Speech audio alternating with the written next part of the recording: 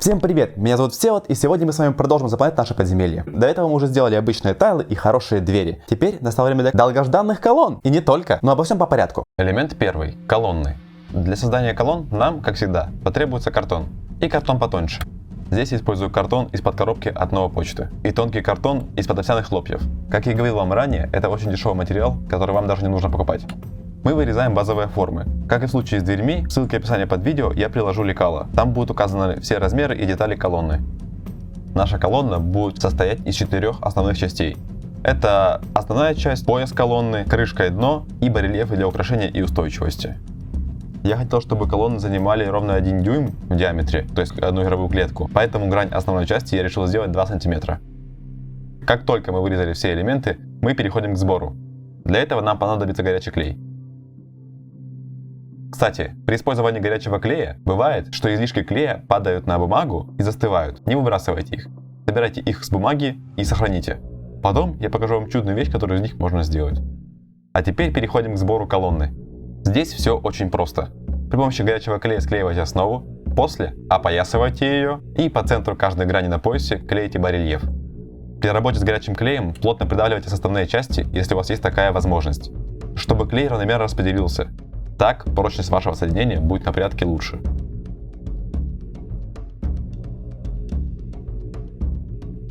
Основание рекомендую подогнать по ситуации. Вам нужно всунуть его в дно. Вот что у нас получилось на данный момент. Теперь, так как колонны это самостоятельный и высокий элемент, я хочу их утяжелить для лучшей устойчивости. Для этого я буду использовать гальку. Гальку и, конечно же, клей. Вы же можете использовать любой камень и, например, вату, чтобы его уплотнить. Мне кажется, это сработает. Ну, немного больше клея и точно сработает. Легковато. Еще немного. Вот. И шлифанем сверху клеем. В таких случаях клея много не бывает. Так как я использовал маленькие камушки, я пытаюсь перемешать их с клеем, чтобы они крепко схватились. Теперь нарезаем тонкий картон, как всегда, для красоты, чтобы скрыть разрез картона и для лучшей износостойкости.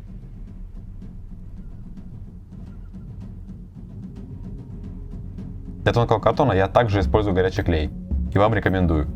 Но будьте осторожны и сразу убирайте его излишки. Они могут испортить внешний вид вашего изделия. Вот что я решил украсить в моих новых колоннах. Это углы, переход на пояс, барельефы, конечно же, закрыть картон, основание и верх колонны.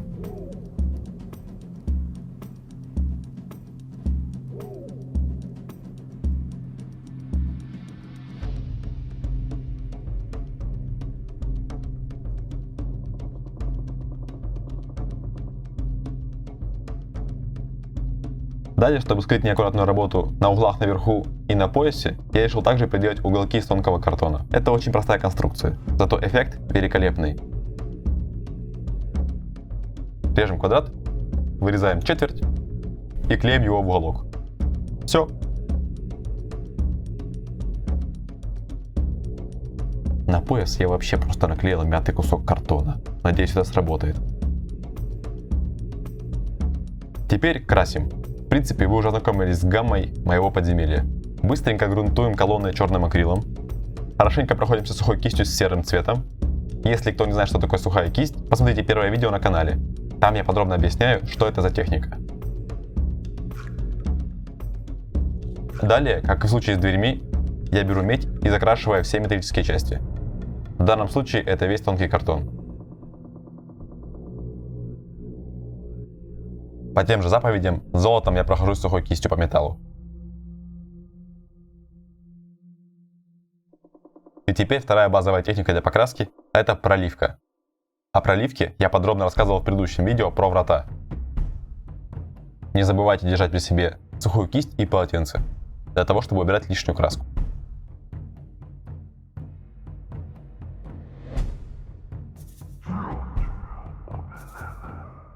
И, конечно, наши болты.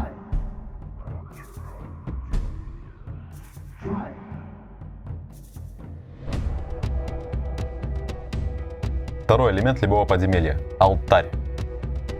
Для алтаря, помимо стандартных ресурсов, нам потребуется упаковка от яиц, хотя это не обязательно, просто она меня вдохновила. Срезаем верх от одной ячейки, это будет наш пьедестал. Далее вырезаем столешницу или сам алтарь 5 на 2,5 см. Я вдохновлялся древними алтарями для жертвоприношений, поэтому я хочу вырезать у него кровосток. В моем случае это просто дырка в центре и желоба, ведущая из нее к середине каждой стороны стола. Тремя основными элементами алтаря будут основание, пьедестал и столешница, если можно так выразиться. Так как алтарь для жертвоприношений, на нем должна поместиться миниатюрка, поэтому я делаю его таким крупным. Основание у меня получилось 4 на 4 см. Далее я захотел поэкспериментировать с текстурой древнего камня. Я хотел, чтобы верх алтаря был необычным камнем. Вспомнил с детства старые техники и решил придать ему текстуру туалетной бумагой, используя что-то вроде папье-маше. Здесь все, опять-таки, предельно просто. Разобьте на мелкие кусочки туалетную бумагу, разведите клей ПВА и воду и покрывайте поверхность алтаря, придавая ему необходимую текстуру. В моем случае мне было интересно придать ему морщинки и бороздки. Здесь четкого рецепта нет, но я думаю, что пары слоев будет достаточно. Главное — скрыть следы картона и достичь нужной текстуры. Теперь можно собирать нашу конструкцию. Клею столешницу на пьедестал, а пьедестал на основание.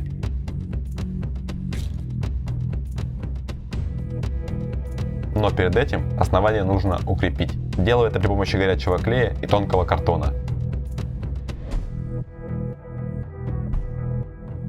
Из тех же причин, что и с колоннами, я хочу утяжелить алтарь, поэтому под пьедестал я приклею камни.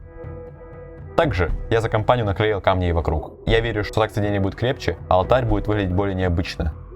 Собираем остатки роскоши. Вот что у нас получилось перед покраской. Пока что мне все нравится.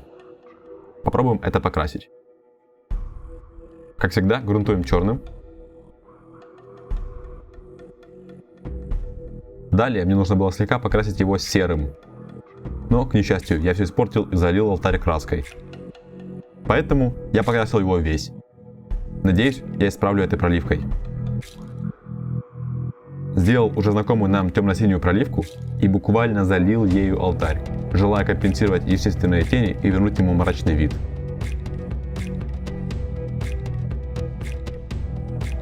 Что ж, результат мне понравился. Вот что получилось. Далее я делаю темно-коричневую проливку для того, чтобы оттенить пьедестал и камни, а также разнообразить цветовую гамму.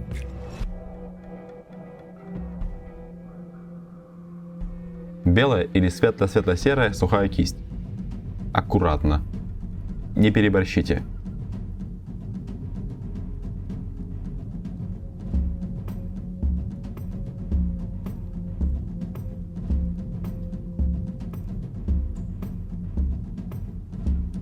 А теперь детальки. Это же древний алтарь. Нужно нарисовать на нем магические руны. Можете, конечно, изучать древние свитки, но самые сильные магические руны получаются от балды. Честное слово.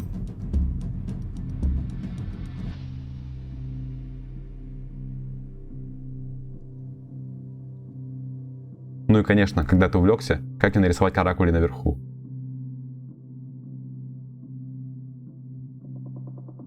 Уже стандартная для нашего подземелья металлическая медная часть.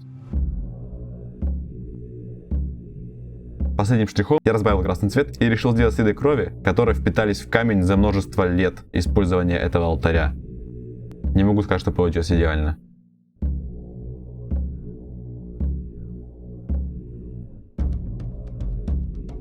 Попробуем немножко потемней. Вроде бы чуть-чуть получше.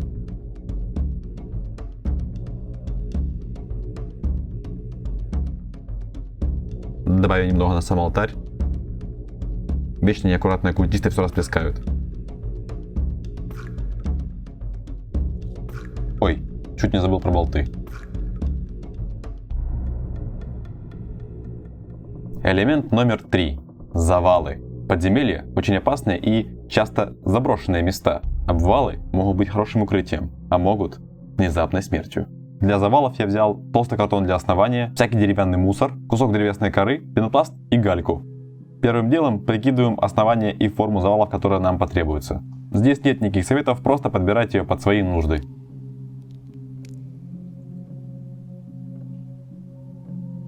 Далее я вырезаю по куску пенопласта для того, чтобы придать завалу базовую форму. После того, как пенопласт приклеился, я вырезаю из него необходимую мне форму. Здесь есть два важных момента. Первое, это то, что делая форму из пенопласта, вы должны иметь в виду, сверху вы еще будете наклеивать камушки, текстуру земли, кору или балки, неважно. То есть ваш обвал станет больше. Поэтому обрезайте пенопласт с учетом итогового размера. Также для меня была важна форма обвалов, ведь я хочу, чтобы хотя бы на некоторые из них можно было забраться. Ну то есть, чтобы там могла устоять миниатюрка. Поэтому я рекомендую применять позы для миниатюрок сразу, смогут ли они на ней выстоять. Когда я вырезал форму из пенопласта, я беру кусок коры. Кора является отличным базовым элементом для камня. В нашем случае она будет олицетворять огромные куски камня, которые цельными отвалились от стены или чего-либо другого. Я выбираю несколько интересных мне кусков, далее фиксирую их клеем ПВА.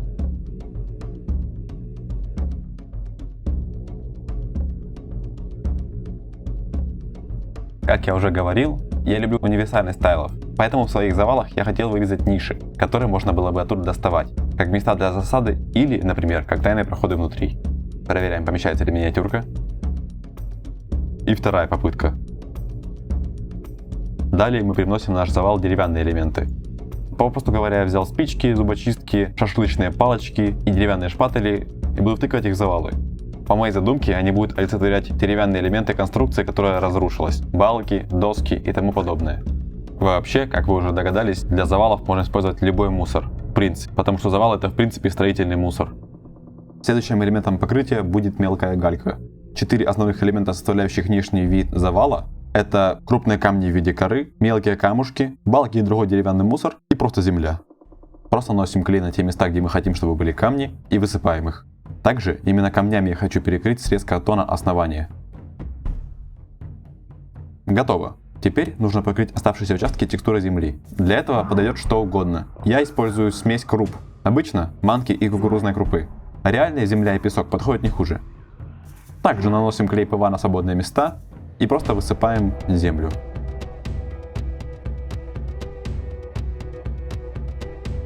Собираем остатки. Сверху я рекомендую закрепить конструкцию разбавленным клеем ПВА.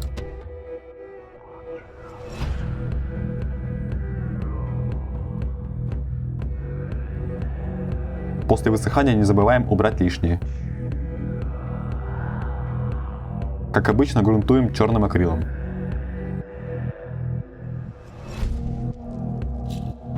Как и говорил ранее, темно-синяя проливка – идеальный подтон для камня.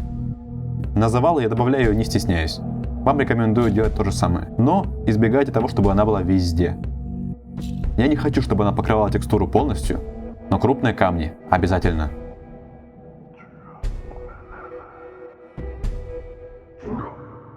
Далее коричневым я прокрашиваю деревянные элементы.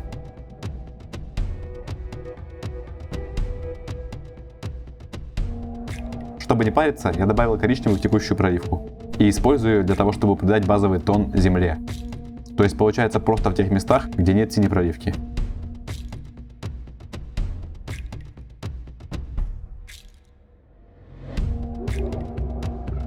Теперь все просто. Серый и сухая кисть. Сухая кисть – это фантастика. Невероятный эффект при малейших усилиях.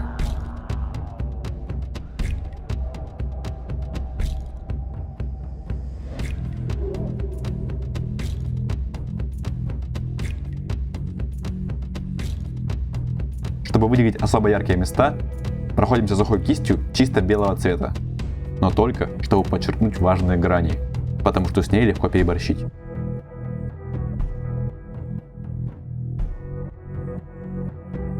Далее я использую темно-коричневую проливку на деревянных элементах, чтобы их состарить.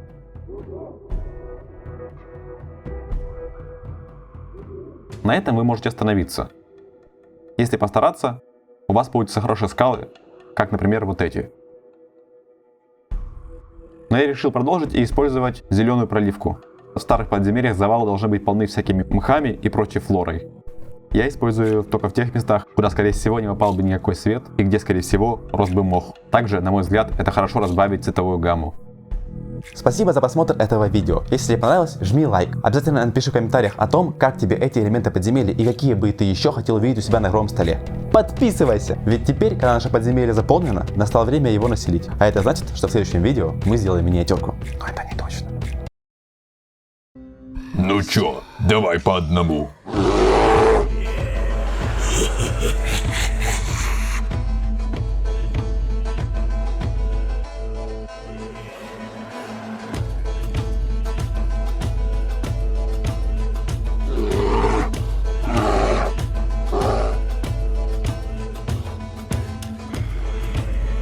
Мишаня, надо что-то делать.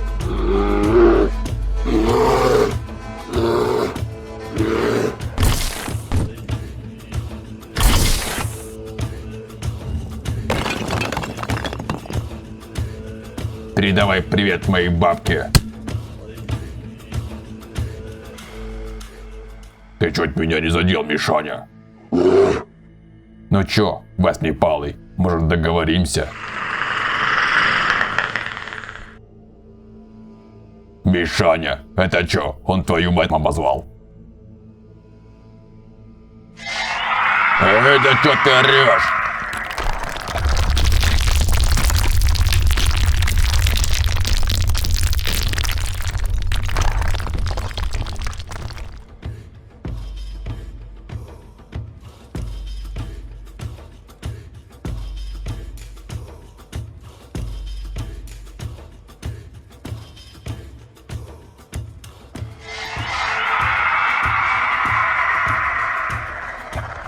Понаехала. Вечно вы только толпой умеете. Рви, карамсай, косолапый.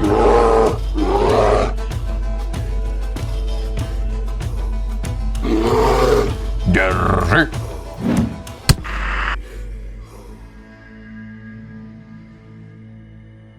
Святые грибочки. Надеюсь, это все. Сезам, откройся. Сейчас, как там было? Алахамора! Сейчас тебя поломаю!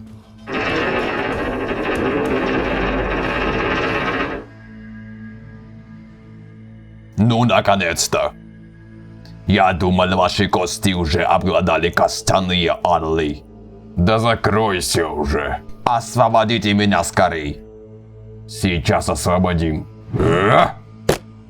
Ты кто еще такой? Я Рерик, горный дворф.